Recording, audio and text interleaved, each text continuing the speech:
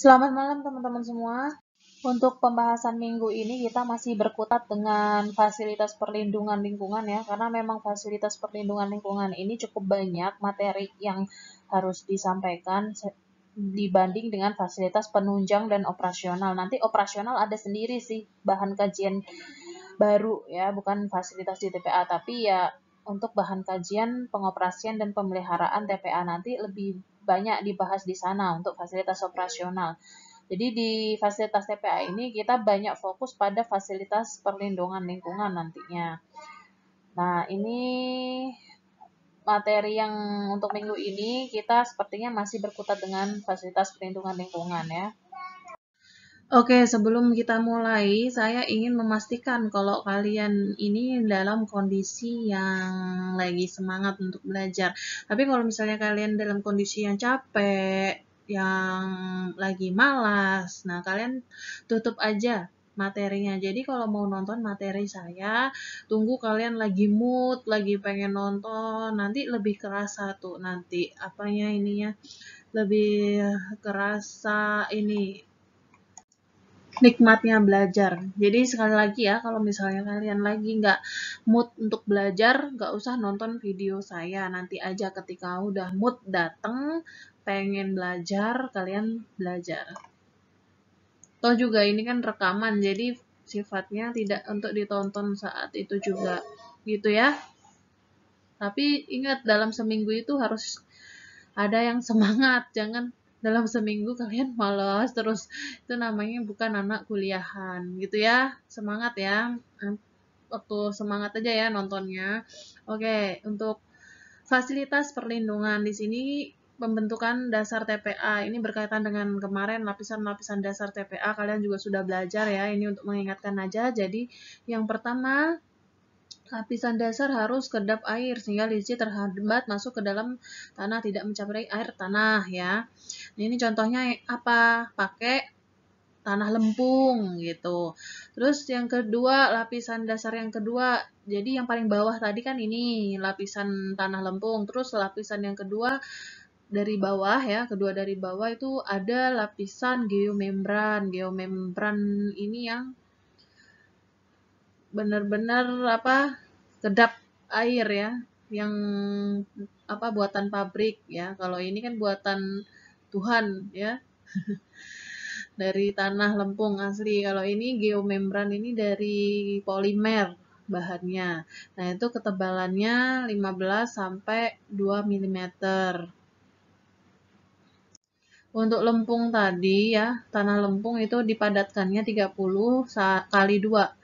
Jadi 60 ya, 60 cm untuk ketebalan tanah lempungnya habis apa, setelah dipadatkan. Lalu yang ketiga itu lapisan TPA harus dilengkapi saluran pengumpul licit. Saluran pengumpul licit itu berarti pipa-pipanya ya, pipa-pipa penyalur, dan itu kemiringannya minimal 2%. Kemiringan masih ingat ya, jadi kemiringan itu Y per X. Gini, Y per X kali 100% kalau ini dalam satuan persen. Tapi kalau misalnya dibikin 2% itu kan 2 per 100, berarti 0,02 gini kan. Berarti 0,02 ini syaratnya dari Y per X-nya. Nah, ini kan misalnya kemiringan salurannya itu kayak gini, ya kan, kemiringan. Duh. Ya, pokoknya kemiringan tuh yang dimaksud ini ya. Jadi ini adalah kemiringan salurannya, misalnya. Hitungnya itu dari Y per X-nya. Ini nggak ada ini garis bantu aja ini sama ini tuh. Yang salurannya tuh yang ini, kan miring salurannya. Terus pembentukan dasar TPA harus dilakukan secara bertahap sesuai dengan urutan zona blok dengan urutan pertama sedekat mungkin ke dalam pengolahan lucid. Oke ya. Kenapa dibuat seperti ini? Supaya lebih efektif aja ya. Kalau buat nyandang dari jauh dulu, nanti pemasangan pipanya boros. Waktunya juga lama gitu. Jadi dibuat sedekat mungkin dulu supaya pipanya itu sedikit yang dibutuhkan. Terus bila menurut desain perlu digunakan geosintesis seperti geomembran, geotextile, non-woven ini, pemasangan bahan ini hendaknya disesuaikan dengan spesifikasi teknis yang telah direncanakan dan dilaksanakan oleh kontraktor yang berpengalaman, yang standar ya. Jadi kalau misalnya nih, sebenarnya kan kita nggak wajib tuh pakai, kalau misalnya tipe tanahnya udah lempung gitu ya, udah lempung dengan permeabilitas tuh lebih kecil dari 10⁻⁶, maka kita sebenarnya tidak wajib memakai ini lapisan kedap air yang seperti ini. Kan kenapa sih lempung? Karena lempung tuh kan mempunyai daya adsorb ya, daya adsorb dari si polutan. Kemudian lempung itu juga banyak mikroorganisme pengurai. Jadi bagus memang tipe tanah lempung untuk TPA ini. Nah, tapi kalau tanahnya nggak lempung ya, karena jarang juga ada tipe tanah lempung di Indonesia, paling cuman beberapa daerah kan. Nah, itu kita bisa pakai geotextile, geomembran. Oke, ini kalau ini gambar yang kemarin juga ya. Jadi ini adalah lapisan tanah lempung. Tentunya permeabilitasnya yang paling, kalau mau didegradasikan ya, ini lebih punya permeabilitas yang lebih kecil harusnya ya. Lebih kecil dari ini karena kan semakin ke bawah biasanya itu kan tanah itu strukturnya itu kan semakin kedap. Contoh awalnya itu pasir, terus ke bawah jadi batuan. Nah, itu kan batuan itu kan kedap air ya. Jadi untuk permeabilitas lempung ini misal jenisnya itu beda, ya yang bawah ini permeabilitasnya lebih kecil daripada atasnya. Ini ya 30 × 2 ya lempung. Kemudian sorry, jadi ini tuh memang lapisan asli. Lapisan asli itu berarti tanah aslinya. Nah, ini harus ditambahkan kalau dia mau pakai lempung ya.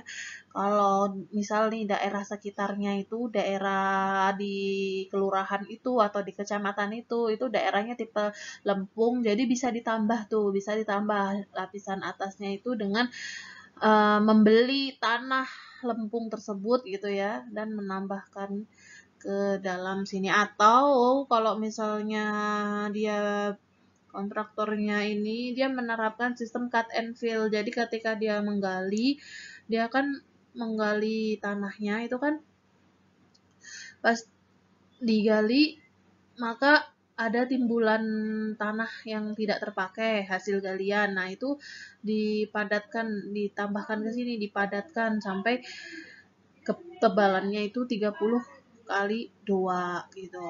Nah, terus kalau misalnya kalian udah pakai ini, sebenarnya kalian tidak wajib pakai geomembran yang lapisan warna hitam ini, tapi kalau mau dipakai juga lebih bagus gitu ya. Jadi sebenarnya bisa milih mau geomembran, kalau misalnya tanahnya nggak lempung bisa pakai geomembran aja gitu kan.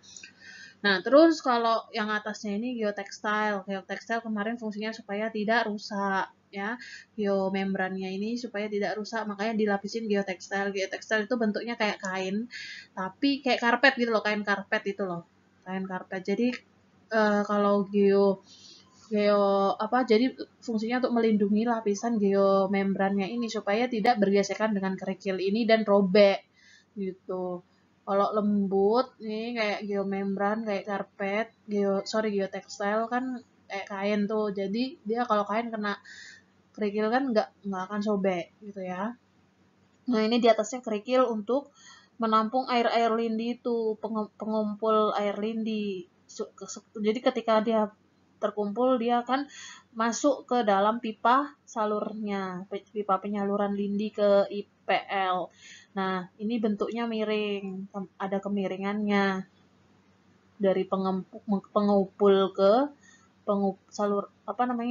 saluran pengumpul ya, saluran pengumpul air lindi. Itu ada kemiringannya menuju saluran penyalur pipa air lindi. Ini menuju ke IPL, saluran penyalur ini juga memiliki kemiringan. Oke, gitu ya. Nah, ini adalah gambar dari saluran penyalur air lindi, saluran pengumpul air lindi yang kerikil ini. Terus penyalurnya kan di dalam sini pipa ya, dibenamkan di dalam kerikil-kerikil itu. Nah, tampaknya seperti ini. Ini tampak secara menyeluruh ya, ada lapisannya ya, mulai dari lapisan kerikilnya, terus geot membrannya, terus pipanya gitu. Nah, dampak lebih detailnya ini adalah pipa penyalur dari saluran pengepul yang kerikil tadi dia menghubungkan dari yang ya dari ini saluran pengepul air lindi itu maksudnya kerikil tadi ya. Ini kan untuk menyalurkan aja pipa ini ke IPL. Dan ini adalah lubang-lubang yang ada di atasnya. Jadi yang lubang-lubang itu atasnya aja, bawahnya enggak. Gitu ya. Untuk lubang-lubang ini supaya air lindinya masuk. Air lindi yang ada di kerikil-kerikil, yang udah ditampung di kerikil-kerikil itu masuk ke dalam pipa penyalur sehingga bisa disalurkan ke instalasi pengolah lindi. Jadi ini dibuatnya yang bawah tidak lubang-lubang supaya tidak merembes toh gitu, supaya bisa tertampung, tersalur gitu. Oke, ini dibaca aja ya untuk ini. Jadi saluran pengumpul licit dari saluran pengumpul sekunder dan primer. Kriterianya, ini berarti yang mana nih? Kalau saluran sekunder. Kalau saluran sekunder tentunya yang kecil-kecil ya, yang percabangannya itu. Kalau primer berarti yang utama, pipa penyalur utama yang besar, yang menghubungkan ke instalasi pengolah lindinya. Kalau ini yang bercabang dari pipa primer, percabangan dari pipa primer. Ini sama standarnya ya, sama seperti yang tadi. HDPE ya, pipanya HDPE, bukan PVC. Oke. Nah, ini untuk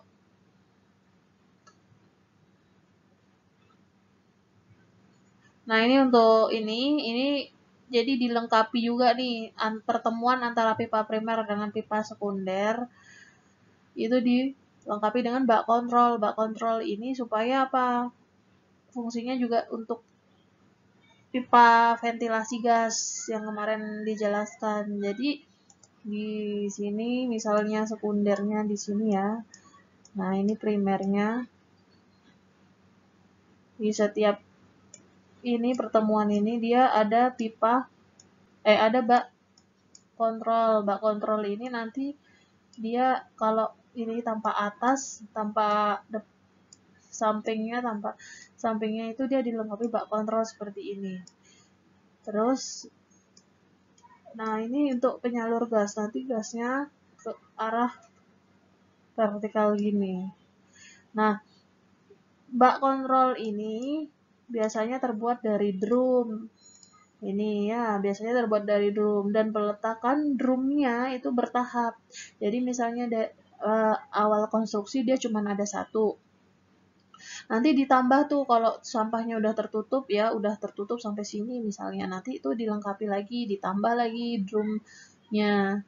Ya, supaya apa? Supaya si pipa ventilasinya ini dia terlindungi juga.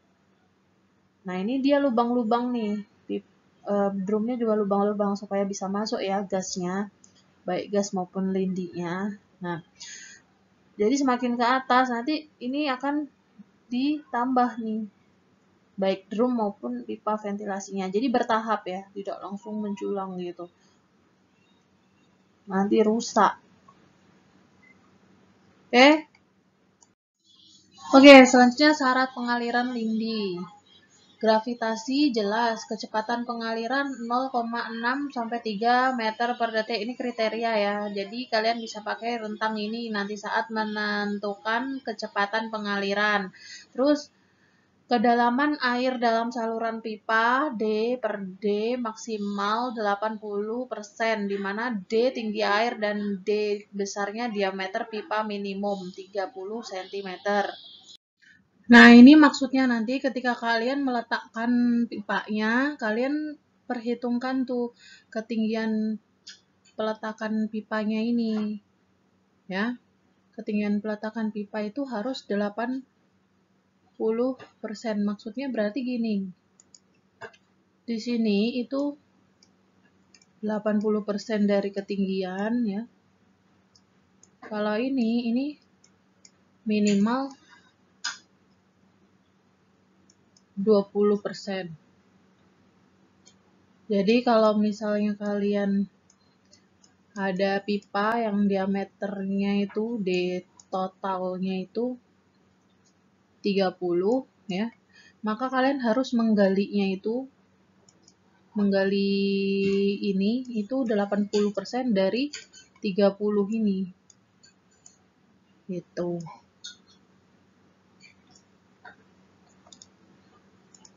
Gitu ya. Paham ya? Nah, terus kriteria-kriteria ini tuh untuk menentukan apa? Nanti ini untuk jadi kalau kalian punya rumusnya kan Q sama dengan A kali V kan. Nah, Q-nya kan debit air lindi. Debit air lindi ini bisa dihitung dari kadar air. Kadar air dari sampah yang dihasilkan. Makanya kalian harus uji kadar air sampah untuk supaya tahu berapa air lindi yang akan dihasilkan. Nah, nanti tugas kalian itu harus menentukan nih diameter yang dibutuhkan itu berapa. Gitu. V-nya kalian dapat dari kriteria ini. Kriteria kecepatan pengaliran ini. Nah, nanti kalau dari rumus ini kan ketemu D ya. Dari D-nya itu kalian saat melakukan konstruksi atau penanaman pipa, itu kalian perhitungkan kriteria yang diminta ini. Jadi misalnya ketemu diameter minim pipa yang dibutuhkan tuh 30 cm, ya kalian pasangnya harus menggali tanahnya ini sebesar 80% maksimal ya, maksimal 80%. Jadi lebih bagus 70% atau lebih bagus 60%. Kenapa sih nggak dibuat full aja gitu? Kalau misalnya 30 cm, gali aja 30 cm. Kenapa kok nggak boleh gitu? Karena kalau kayak gitu nanti pipanya itu full. Kan ini pipanya masuk ya dari sini. Nah, nanti kalau full dia jadi pipa ini bertekanan. Kalau bertekanan dia akan pecah. Bener kan? Pipa bertekanan itu karena tekanannya terlalu tinggi menyebabkan pipa itu pecah atau mungkin rusak dan lain sebagainya. Sehingga ini perlu diberikan celah ya, diberikan celah supaya dia tidak menjadi pipa bertekanan ya. Paham ya? Gitu. Jadi pipa bertekanan kalau dulu di mekanika fluida, pipa bertekanan atau pipa saluran tertutup ya. Pipa bertekanan atau pipa saluran tertutup itu biasanya buat mengalirkan air bersih aja. Nah, karena ini air limbah, di mana air limbah ini memiliki tekanan yang tinggi karena dia ini menghasilkan gas, ya kan? Sehingga pembuatan pipanya itu nggak boleh pakai pipa saluran tertutup atau nggak boleh pakai pipa bertekanan. Sehingga kalau misalnya ini pipa ya, pipa itu kan salurannya memang tertutup, tapi ketika dia cuma terisi 80%, itu tidak menjadi saluran tertutup, tidak menjadi bertekanan. Sampai sini paham ya? Itu disebutnya saluran terbuka atau pipa yang tidak bertekanan. Oke, gitu. Nah, ini kemarin model-model dalam perancangan saluran penyalur air lindinya. Bisa model ini gitu kan kemarin. Dan pemasangannya ini bisa sekunder ya, arahnya ini kan pipa sekunder nih. Nah, terus ini pipa primernya. Nah, pemasangan pipa sekundernya ini bisa dibuat miring kayak gini. Ya, miringnya itu yang tadi saya bilang antara Y per X-nya itu nggak boleh lebih dari nggak boleh kurang dari 2%. Terus yang ini juga sama, yang sebelahnya ini primer, ini sekunder. Jadi ketika sekunder ini dia harus miring ke arah pipa primer. Sama kemiringannya harus lebih besar dari 2%. Nah, ini untuk memperkirakan berapa debit sampah yang masuk menjadi air lindi itu tidak hanya berdasarkan pada pengujian kadar air atau berdasarkan pada karakteristik sampah ya. Kadar air itu kan termasuk dalam karakteristik sampah atau komposisi sampah. Misalnya komposisi sampahnya banyak sampah basah, maka kan kadar airnya akan lebih besar daripada komposisi sampahnya itu plastik.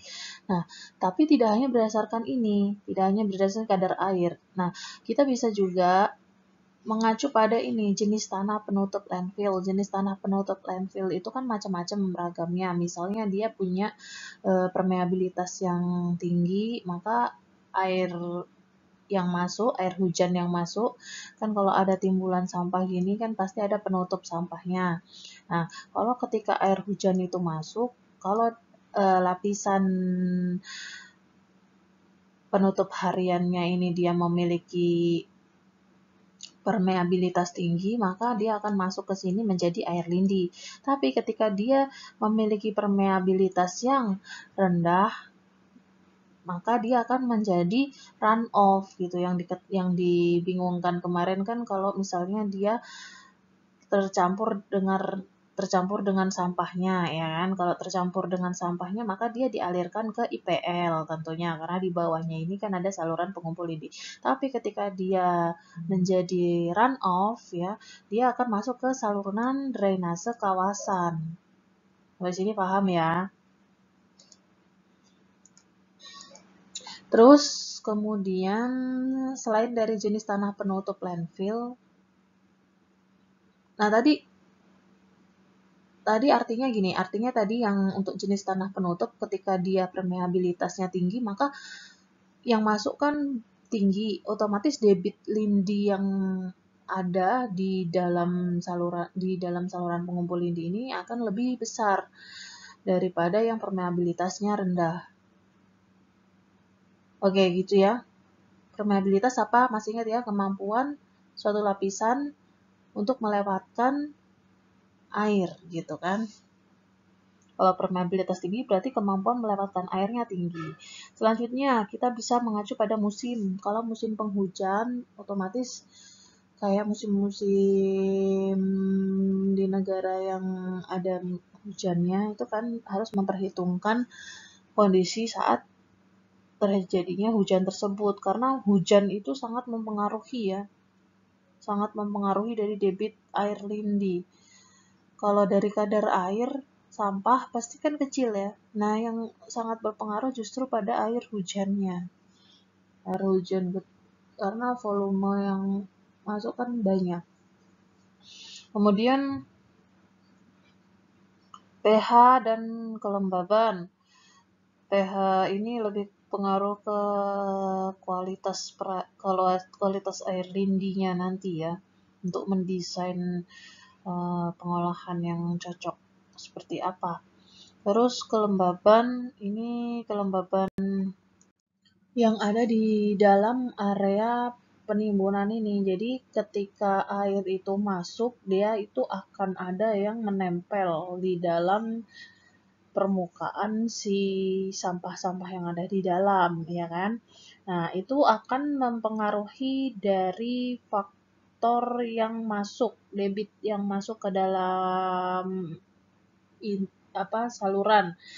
Kalau kelembaban ininya tinggi, maka yang masuk tentunya akan sedikit. Tapi ketika kelembaban rendah, sebaliknya, kalau kelembabannya rendah, maka akan lolos dari adsorpnya ya. Nggak akan ada yang nempel, jadi sampah itu kecil yang nempel dan yang lolos itu banyak. Paham ya? Nah, untuk umur timbunan ini pengaruhnya lebih ke faktor kimianya ya. Jadi ketika umur timbulan itu udah lama, umurnya udah tahunan, 5 tahun, sama yang baru masuk ya, sama yang baru umur berapa bulan ininya timbulannya, maka tentunya beban organik yang ada di dalam lindi itu dia akan lebih tinggi kalau yang baru masuk. Paham ya? Kalau udah lama beban organiknya kan udah terurai, jadi kemungkinan kualitas lindinya juga lebih baik.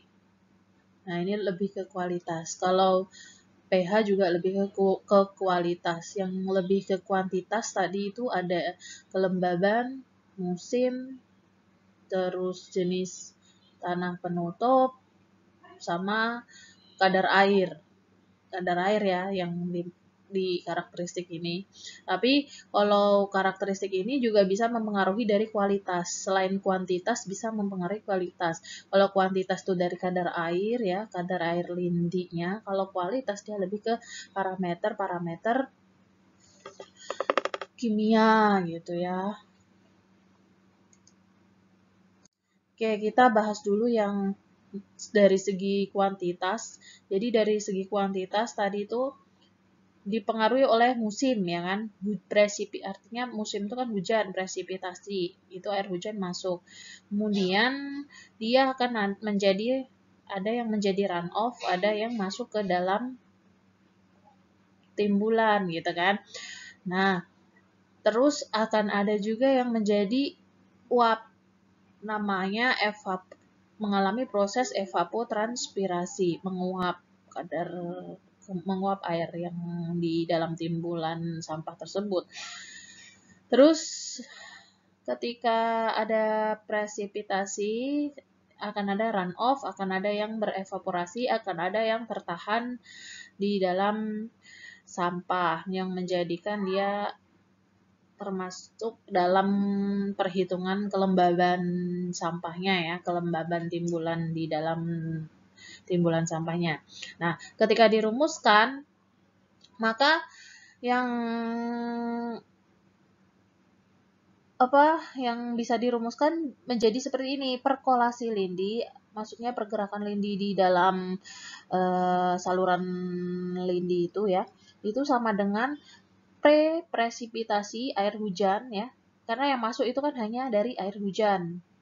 Presipitasi dikurangi RO. RO ini runoff, maksudnya ET ini evapotranspirasi, terus ST ini moisture storage, kelembaban storage.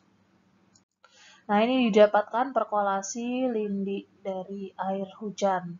Nanti dari kadar air berarti tinggal ditambahkan aja. Kalau dari air hujan dia menghasilkan segini, nanti berarti debit IPL-nya itu hasil dari ini ditambah dengan kadar air sampah yang dihasilkan. Itulah debit yang masuk ke instalasi pengolah lindi. Selanjutnya untuk pemilihan proses pengolahan licit, ini tentunya kita harus memperhatikan dari baku mutu efluen licitnya. Kalau misalnya tempat efluennya itu di perairan yang kelas 2, maka baku mutunya harus menyesuaikan dengan baku mutu kelas 2. Kalau kelas 3, kelas 3 gitu ya.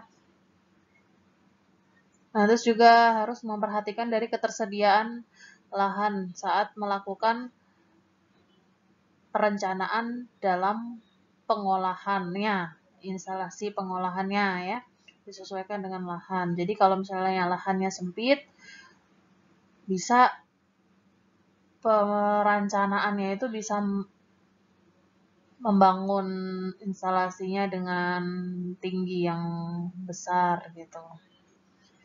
Kalau luas lahannya besar ya bisa dibangun dengan kedalaman yang kecil aja dengan mempertimbangkan luas lahannya itu ya. Terus kemampuan sumber daya manusia dan kemampuan ekonomi. Jadi dari aspek sumber daya ini, kalau misalnya sumber daya manusianya ini banyak, maka Untuk pengoperasiannya bisa dibangun dengan cara yang manual aja gitu. Nggak perlu misal kita ada bar screen gitu ya, bar screen-nya bisa dipakai dengan cara manual. Kan kadang air lindi di dalam instalasi itu masih banyak yang mengandung kayak, bukan mengandung ya, kayak, ya mengandung kayak bisa menyebabkan lumpur-lumpur yang dibawa oleh air lindi itu mengendap kan. Nah, tentunya kalau lumpur mengendap itu supaya tidak terjadi pendangkalan atau tidak menyebabkan berkurangnya kapasitas volume tampungan air lindi di pengolahan itu, maka kita harus membersihkannya secara berkala, ya kan. Nah, kalau sumber daya manusianya cukup ya, kita bisa operasikan itu dengan instalasi pengolahannya itu bisa kita desain dengan cara yang manual. Jadi untuk pengerukan lumpur bisa dilakukan oleh manusia. Terus kemampuan ekonomi ini juga menyesuaikan dari segi biaya yang ada, ya RAB yang ada. Mau didesainnya seperti apa. Kalau misalnya di desain anaerob, tentunya lebih murah daripada di desain aerob gitu kan. Dan untuk urutan alternatifnya, yang paling baik, yang paling efektif, itu yang pertama penguapan. Jadi kalau penguapan ini proses pengolahan yang terjadi itu secara alami, jadi memanfaatkan sinar matahari. Jadi dia ke atas sehingga dari segi volumenya air lindi itu berkurang kan kalau dari penguapan itu, sehingga yang harus diolah itu tidak banyak gitu. Terus pensirkulasian lindi yang kedua yang bisa dipilih yang murah ya. Jadi dengan mensirkulasi lindi itu air lindinya itu akan lebih baik hasilnya. Tapi juga kalau kekurangannya kalau dia resirkulasi itu artinya volumenya itu kan akan tetap gitu ya. Dia tidak, jadi ibaratnya kalau misalnya ini ada instalasi pengolah lindinya, dia dari proses ini ke sini, terus kemudian yang dari sini itu diresirkulasi lagi ke sini, maka volumenya itu kan yang masuk ke sini nambah, tapi ada volume nambah lagi dari resirkulasi. Nah, tentunya ini membutuhkan kapasitas yang besar kalau kita berbicara tentang pengolahan resirkulasi. Nah, makanya tadi kalau ada luas lahannya besar bisa pakai metode resirkulasi ini gitu ya. Selanjutnya untuk alternatif setelah resirkulasi dari pengolahan lindinya. Pengolahan lindi ini standar pengolahan air limbah, dia menggunakan proses fisik, kimia, biologi, tapi tentunya yang sangat berperan di sini biologi ya, karena untuk air lindi ini beban organiknya itu sangat tinggi, sehingga yang paling efektif digunakan itu adalah biologi, gitu.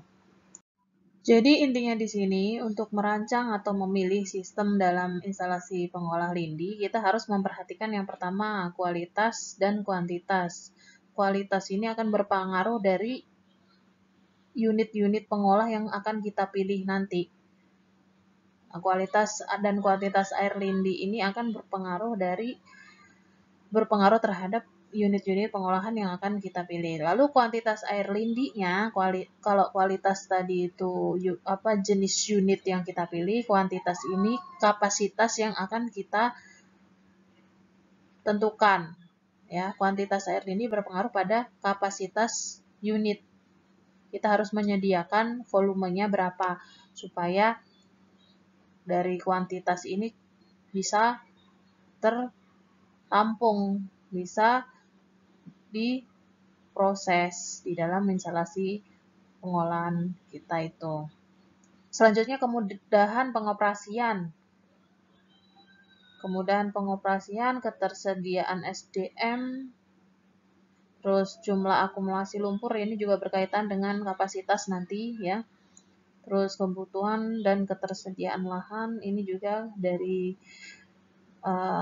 kapasitas unitnya. Terus biaya investasi, biaya operasi, biaya pemeliharaan, lalu kualitas hasil olahan yang diharapkan. Jadi yang tadi apa maunya itu ke baku mutu yang kelas berapa, tergantung dari perairan di situ. Terus kebutuhan energi ini nanti juga akan berhubungan dengan biaya, ya kan? Saling berkaitan. Dah.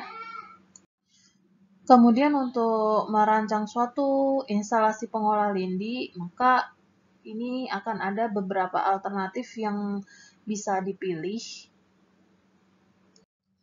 Setelah dia masuk ke pengolahan lindi, di sini ada beberapa alternatif teknologi yang bisa digunakan ya. Untuk ini alternatif yang pertama, kita bisa bangun unit anaerobik, kolam anaerobik, fakultatif, naturasi, dan biofilter. Nah, selanjutnya kita alternatif 2 masih sama, bedanya ini pakai biofilter dan ini pakai wetland.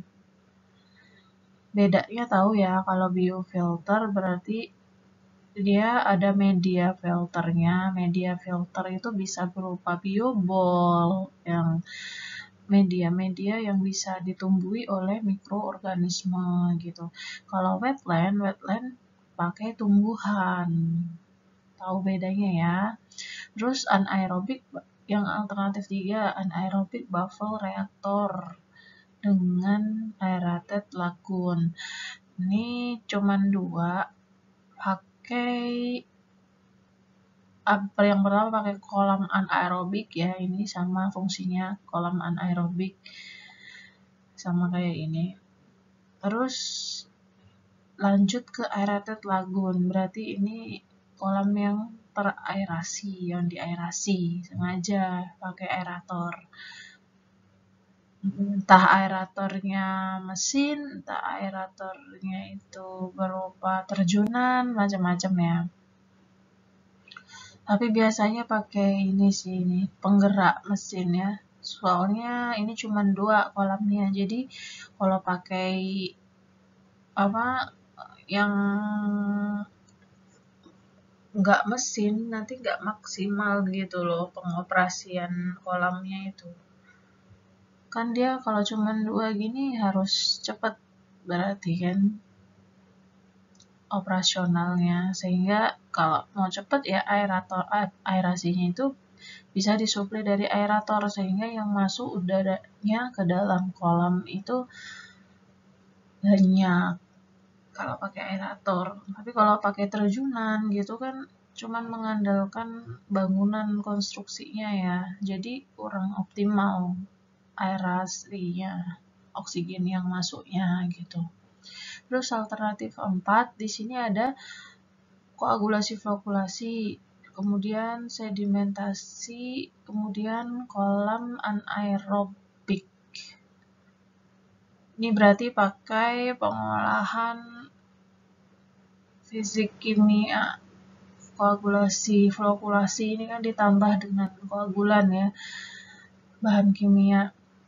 Terus di sedimentasi, tapi ini kayaknya kalau koagulasi flokulasi ini sangat jarang sekali ditemui, karena koagulasi flokulasi ini biasanya untuk partikel-partikel cocoknya ya, untuk partikel-partikel yang kecil, yang susah diendapkan. Tapi kalau di lindi ini kan masih banyak tuh sedimen-sedimen yang bisa diendapkan tanpa koagulasi flokulasi ini. Intinya kalau koagulasi flokulasi biasanya penerapannya untuk air bersih, bukan untuk air limbah, karena nanti kalau untuk air limbah kita butuhnya itu jadinya banyak. Terus kalau butuhnya banyak, otomatis kan peningkatan di cost-nya nanti ya, di biayanya. Selanjutnya ada alternatif 5, ini yang membedakan adalah kolamnya. Kalau tadi kolamnya anaerob, ini kolamnya aerated, jadi diaerasi. pakai oksigen, yang ini nggak pakai oksigen. Nah, kalau kayak gini bagus, kelebihannya ini aerated ini ya, yang di aerasi ini dia nggak akan bau nanti airnya, maksudnya tingkat kebauan dari lindinya itu berkurang itu dibanding dengan yang anaerob. Ini ada sedimentasi 2 karena kalau aerated itu dia kan dimasuk di air lindinya itu jadi tercampur gitu ya. Aerated ini kan fungsinya selain untuk menyuplai oksigen, dia itu bisa untuk mengaduk gitu loh, menghomogenkan air lindinya itu supaya ya oksigennya itu bisa bercampur gitu kan, jadi dia teraduk gitu kan kalau disemprot oksigen. Jadi misalnya kayak gini nih, terus aeratednya itu kan bulat-bulat ya, jadi oksigennya itu kan bulat-bulat. Nah ini kan kalau di dalamnya banyak oksigen, otomatis air lindinya itu kan teraduk, sehingga butuh sedimentasi 2, butuh pengendapan yang kedua gitu. Beda kalau kolam anaerob. Anaerob tuh kan kolamnya itu cuman biasa diginikan aja tanpa dikasih oksigen, sehingga dia udah mengendap karena nggak teraduk seperti aerated gitu. Sementara sekian dulu yang bisa saya sampaikan. Minggu depan saya akan melanjutkan tentang unit-unit pengolahan yang tadi ya, alternatif-alternatif tadi, dan juga melanjutkan fasilitas di TPA untuk fasilitas yang lain, yaitu fasilitas perlindungan dan penunjang ya.